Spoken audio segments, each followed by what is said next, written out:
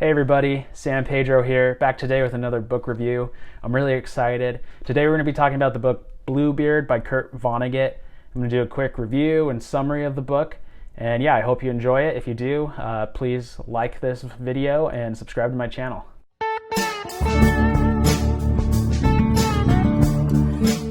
But first, I wanted to actually show off another copy of Bluebeard that I own. So this is a leather-bound version by Franklin Library.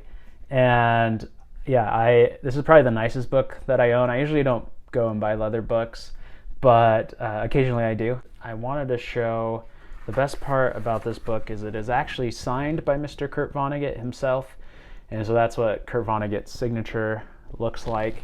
And I think the reason why I have such a nice copy of this book is that I really, really liked it. It's not my all-time favorite Kurt Vonnegut book, but it is one of my favorite of Vonnegut's, and it's just an exceptional book.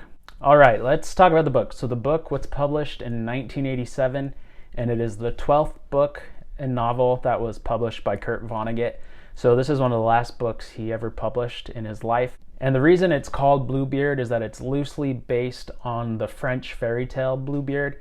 And if you're not familiar with that fairy tale, it's pretty violent, but basically it's about this nobleman named Bluebeard who keeps getting married to these beautiful women and they keep disappearing.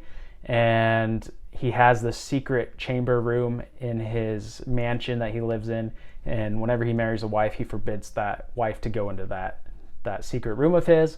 And well, one wife actually does, and it's where all the other wives are, and they're dead.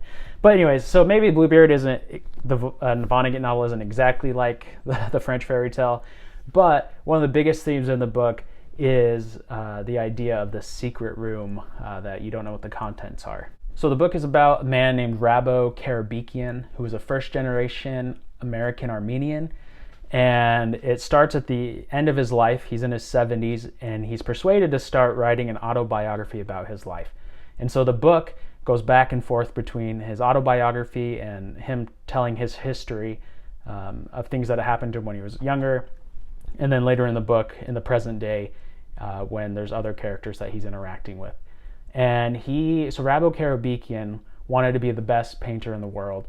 And he actually gets the opportunity to move to New York City and to study as an apprentice under one of the greatest artists in the world, who was named Dan Gregory. And so he tells about his time there. The reason it's called Bluebeard is he has this potato barn on his property. The whole time you're reading the book, you have no idea what is in this potato barn, but you know something's in there and it's something secret. There's another character named Circe Berman who comes and lives with Karabekian, and she explores the whole mansion and his property out there in the Hamptons, and she just can't let go of this potato barn because it's locked and she can't get inside of it. The whole book is back and forth between what's in that potato barn. What's in that potato barn? What's in that potato barn? What's in that potato barn? So the potato barn is a constant theme throughout the book.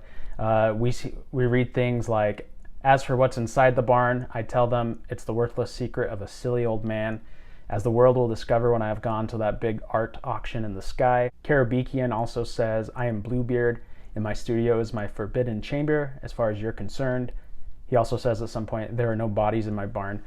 So I guess that's kind of a spoiler. There are no bodies in his potato barn. What's in that potato barn? And I'm not going to reveal that in this video. Go read the book and find out for yourself what's in the potato barn.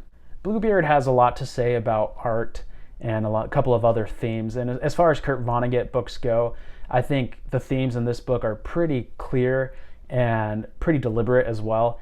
And so, for example, Rabo Karabekian, he wanted to be the greatest painter in the world. And I think he thought of himself as a failure in the book. And even though he was a better painter than 99% of the world, that 1% I think kind of ate at him during his life, and he starts to become cynical about art itself. In the end, he lived a pretty good life and he had great experiences, and he's in this 19-room mansion out in the Hamptons. There's a quote I want to share, and I just thought this was the most interesting idea. But Karabekian is telling the story of a girl who comes and asks this famous painter, "How can you tell a good painting from a bad one?" And this is his reply. He says, "How can you tell a good painting from a bad one? All you have to do is look at a million paintings and then you can never be mistaken. I think that one reply has a lot to say about what it means to become an expert at anything. You know, the thought that if you looked at a million paintings, you would know right away if a painting is good or bad. But yeah, for some reason that just has always stayed with me from this book. So that's my quick review today. I love Bluebeard. I can say it's one of my favorite books. And I think there's just so much to say, you know, about the art world and about life, and even when things aren't going well in your life, you can still kind of laugh it off. And I think Karabekian throughout the book kind of eventually comes to a better feeling about his own life and his own work. And I like the idea of this potato barn, that you don't know what it is, what's in there, but it keeps the story moving. So I really liked that. And yeah, I would give this 5 stars. And yeah, let me know in the comments if you've read Bluebeard and what you thought. How does it compare to other Kurt Vonnegut books? Did you like it better than in the normal Kurt Vonnegut book or less? Let me know. I'd be interested to hear your thoughts. And yeah, I hope all of you guys have a great day.